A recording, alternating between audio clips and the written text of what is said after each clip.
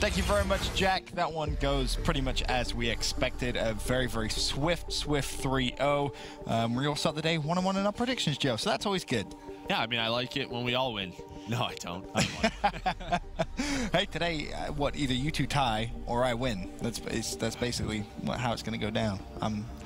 Fingers crossed I win. Probably not going to win, though. You two are much better than me. Nah, I don't know. It's a 50-50 shot. It is a 50-50 shot. Yeah. TK. Or Rise. That's it. Who will win? Anyway, first game of the day, Echo Fox Vitality. It's over and done with, and of course, Echo Fox take the series 3-0. It all started on the hardpoint in Arden Forest, Joe, and pretty much, as I said, what we expected to happen did happen. Echo Fox come out and just outslide. Yeah, but I mean, if you look at the score now, it was 127 to what, 18, and then Vitality, they fight back. They get a good cave hill, they take it over to Ruins. They do a good job just sort of trying to get as much time as possible, but then over at this bunker, it gets a little scary for Echo Fox. They fight through the front. You can see they were able to break those spawns, and just like that, Vitality, they were only 40 seconds down at one point. So a great job for Vitality.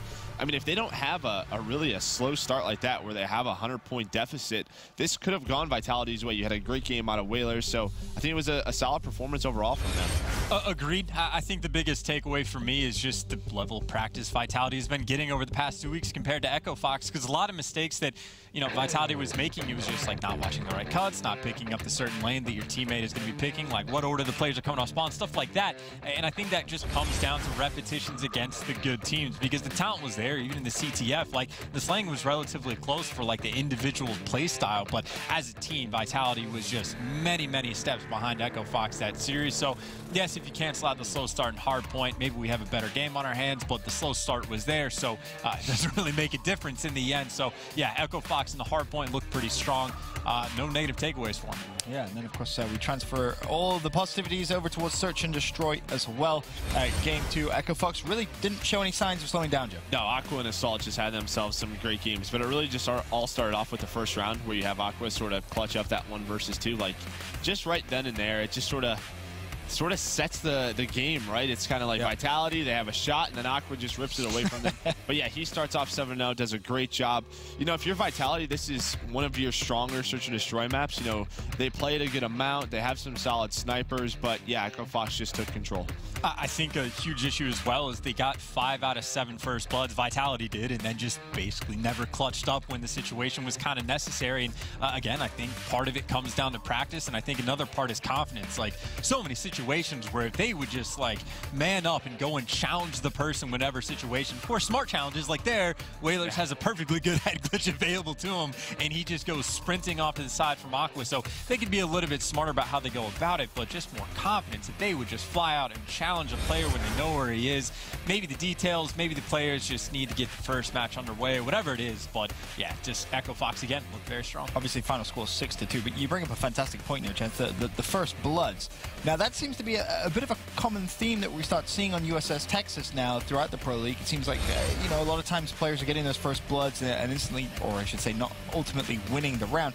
Is that just because of trades happening very, very quick because of the size of the map, or have you noticed maybe something bigger in this case? I think even in that game, we saw one where it was a trade where I can't remember which player from Vitality got the first blood off Ascenso. Assault instantly trades him out. Sometimes if you have a sniper, yes, the first pick is great, but then you have a sniper, and even if you have the man advantage, Aqua in that very first round kind of exposed it. Just sprints up the top window, plays aggressive, so he doesn't get picked by the sniper, wins that gunfight, and then he is a 1v1, and you saw even pre-fired the side door because he has the information already. So you can expose snipers on Texas pretty well. So when you're down in the man advantage, a lot of situations just kind of work out in the end for certain teams. So it's definitely trades, definitely snipers, and then definitely Echo Fox being better. That's for sure. And of course, you want to talk about Echo Fox being better. Well, game 3, London Docks CTF, Joe. Echo Fox were much better. Yeah, I mean, this is the worry. Obviously, going into Veto's, Echo Fox take away Flak, which, again, Vitality's what, 0-5 on Flak? They've had close games, though. They've had a couple of close games. That seems to be their comfortable CTF map. Echo Fox says, no, we don't really want to play that one. We're okay with the other 2. And Vitality, they veto Forest. So we end up on London Docks, and this is what's scary is a team like Echo Fox, they have slaying power and Saints and Aqua. They can just go off, and just like that, it's 6-0.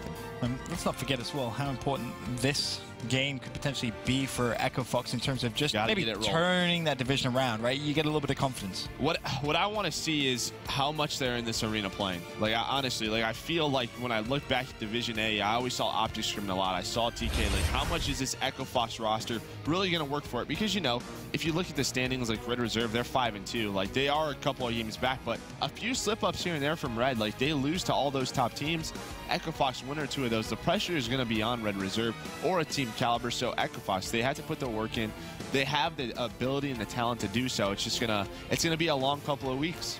Yeah, and to touch on like the confidence point a little bit, I don't think Echo Fox should gain any confidence from that match. They beat him 3-0 last time, and they go 2-5 in the week. If they get confidence now, and then they lose to a Rise, an OG, a TK, or Red Reserve, then like, do they just fall flat after that? Like, they shouldn't set their expectations too high based on that series. If they've been getting great practice in, sure, but have more faith in all the gains you've made in the past 2 weeks, rather than a 3-0 against a team you've 3-0'd in the past. So I don't want to see them confident yet. As Joe said, I want to see them in the venue just constantly to improve as much as they can, because if they're trying to make playoffs, they almost certainly have to go like 7-0 or something insane has to happen. So they need it. They need to win a lot. They need a good run. Yeah, they definitely do, Joe. They need to win a ton of their games. They also may have to rely on other teams dropping some of theirs as well. But as we said, first game done and dusted. We